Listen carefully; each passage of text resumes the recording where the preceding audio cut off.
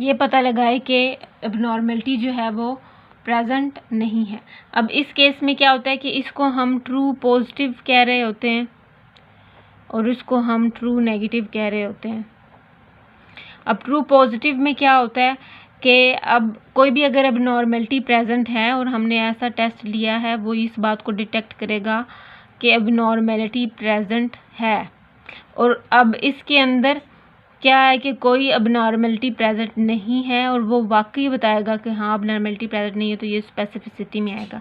यानी कि टेस्ट इतना सेंसिटिव होना चाहिए कि वो ये बता सके कि यहाँ पे एबनॉर्मलिटी प्रेजेंट है, और इतना स्पेसिफिक होना चाहिए कि वो ये बता सके कि यहाँ पे कोई एबनॉर्मलिटी नहीं है। तो इस केस में जो है हम कहते हैं कि टेस्ट वैलिड होना चाहिए, रिलायबल होना चाहिए। सेंसिटिविटी और स्पेसिफिसिटी को हम इतना नहीं करते, लेकिन हमें पता होना चाहिए कि ये चीज़ें क्या होती हैं। क्वालिटेटिव इंस्ट्रूमेंट भी होते हैं और क्वांटिटेटिव इंस्ट्रूमेंट भी होते हैं। क्वालिटेटिव इंस्ट्रूमेंट वो इंस्ट्रूमेंट होते हैं, इनको हम टेस्ट और मेजर के अंदर ही यूज़ करते हैं। क्वालिटेटिव इंस्ट्रूमेंट वो इंस्ट्रूमेंट होते हैं जो कि क्वालिटी को बता रहे होते हैं कि यानी कि परफॉर्मेंस किस तरह की, अगर हम परफॉर्मेंस की बात करें कि पेशेंट की परफॉर्मेंस को चेक कर रहे हैं, तो परफॉर्मेंस किस तरह की वो दे रहा है ये क्वालिटी में आएगा, और कितनी परफॉर्मेंस दे रहा है वो क्वांटिटेटिव इंस्ट्रूमेंट में आएगा। अच्छा, अब हर इंस्ट्रूमेंट क्वांटिटेटिव और क्वालिटेटिव दोनों को नहीं चेक करते। कुछ इंस्ट्रूमेंट होते हैं जो क्वालिटी को चेक करते हैं, कुछ इंस्ट्रूमेंट होते हैं जो क्वांटिटी को चेक करते हैं। और जब पेशेंट आपके पास स्टार्ट में आए उस टाइम भी आपने एग्जामिनेशन करनी है और बाद में भी एग्जामिनेशन करनी है, री एग्जामिनेशन उसको कहते हैं। इसमें आपको पता चलेगा कि इंटरवेंशंस जो हैं वो प्रॉपर सही जो हैं वो यूज़फुल हो रही हैं नहीं हो रही, कौन सा जो है पेशेंट रिकवर कर रहा है नहीं कर रहा है, ये सारी चीज़ें इसके अंदर आएंगी। ये थी मेन हेडिंग्स। तो मेन हेडिंग्स के अंदर ये चीज़ें आएंगी। टेस्ट एंड मेजर में आपने अगर इसको हम स्पेसिफिक करें न्यूरोलॉजिकल एग्जामिनेशन के लिहाज से, तो इसके अंदर हम बैलेंस को, उसकी कोऑर्डिनेशन को, उसकी गेट को, उसके ब्रेन की हायर फंक्शन को चेक करने के लिए डिफरेंट हमारे पास टेस्ट होते हैं। जैसे मैं एग्जांपल दूँ, रोमबर्ग टेस्ट है, रैनिन टेस्ट है, वेबर टेस्ट है। ये इस तरह के टेस्ट होते हैं जो कि हम यूज़ करते हैं और हम चेक करते हैं न्यूरोलॉजिकल सिस्टम को।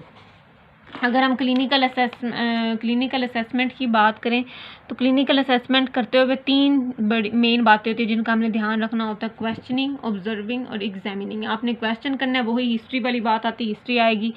और ऑब्जर्विंग, ये ऑब्जर्विंग और एग्जामिनेशन, और आपने देखना है, देखने से आपने पता लगाना है कि क्या क्या जो है पेशेंट के साथ मसाइल हैं, और एग्जामिन आपने फिर करना है। असेसमेंट जो है इसको फर्दर 2 के अंदर 2 मेन जो पॉइंट्स हैं एरिया उनके अंदर डिवाइड किया हुआ है: सब्जेक्टिव असेसमेंट और ऑब्जेक्टिव असेसमेंट। सब्जेक्टिव असेसमेंट वो असेसमेंट होती है जिसके अंदर पेशेंट आपको खुद बताता है कि मुझे ये मसला है।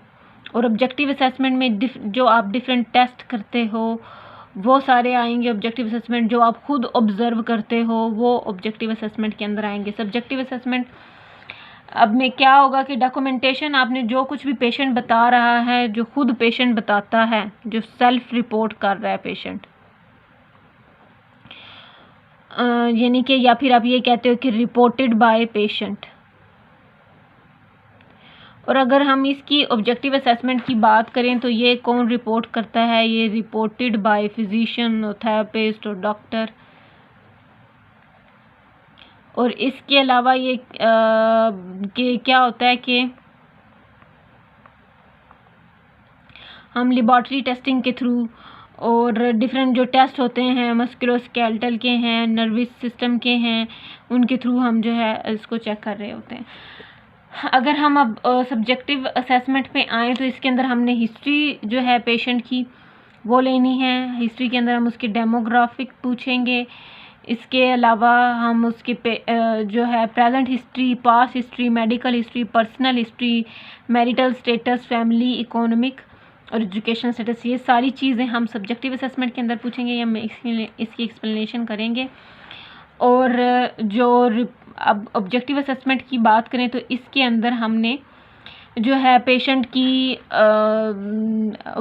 पेशेंट को सबसे पहले ऑब्ज़र्व करना है, देखना है, पल्पेट करना है, उसको हाथ लगाना है, टच करने के थ्रू हम पता करेंगे, एग्जामिनेशन करनी, एग्जामिनेशन में हमने हायर ब्रेन फंक्शन को चेक करना है। पहला हमने क्रेनियल नर्व की असेसमेंट करनी है क्योंकि हम नर्वस सिस्टम कर रहे हैं। सेंसरी एग्जामिनेशन करनी है सेंसरी सिस्टम की, सेंसरी में हमारी जो हियरिंग है, विजन है, ये सारी चीज़ें आएंगी। क्रेनियल नर्व में हमारी जो 12 क्रेनियल नर्व है उनको एग्जामिन करेंगे। रिफ्लेक्स की एग्जामिनेशन करेंगे, ये ज़्यादातर मोटर क्योंकि इसमें मोटर रिस्पॉन्स आता है, इस वजह से हम इसको मोटर सिस्टम के अंदर कंसिडर करते हैं रिफ्लेक्स एग्जामिनेशन को।